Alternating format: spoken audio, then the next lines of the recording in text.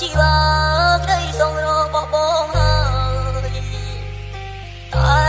រឿងមួយគឺអូនត្រូវទ្រាំនឹងមកស្រស់នោះល្អអូនត្រូវពីបាក់ហើយមេឃចាប់ផ្ដើមងងឹតទៅហើយបានត្រានត្រោយរូបអូនរត់ស្រង់រូបបងព្រោះតែបងជាប្រុសមិនល្អមិនស្មងសសមរាប់មើលតែអូនបា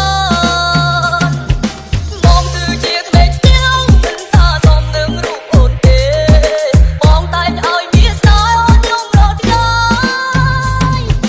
បងដើរលេងដាច់យ៉ងហើយបងលួចតែតងមានរឿយទុំអូនចោលរាល់ថ្ងៃគ្មានពេលណាស្បើ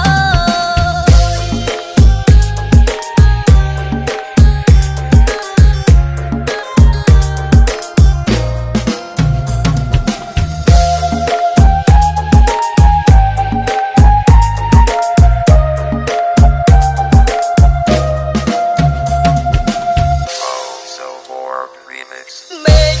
ចាប់ផ្ដើមងងឹតទៅហើយបានត្រានត្រោយរូបអូនស្រស់ស្រង់រូបបងព្រោះតែបងជាប្រុសមិនល្អ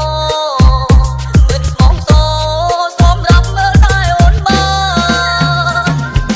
បងគឺជាក្មេងស្ទៀវមិនសាសមនឹងរូបអូនទេបងតែងឲ្យមានស្នេហ៍អូនយំរត់ទីហើយបងដើរលេងដាច់យ៉ងហើយបងលួចតែតងមានរឿយទុំអូនចោលរាល់ថ្ងៃគ្មានពេលណាស្បើយយកពីអ្នក fake sorry ឲ្យបងសុំទោស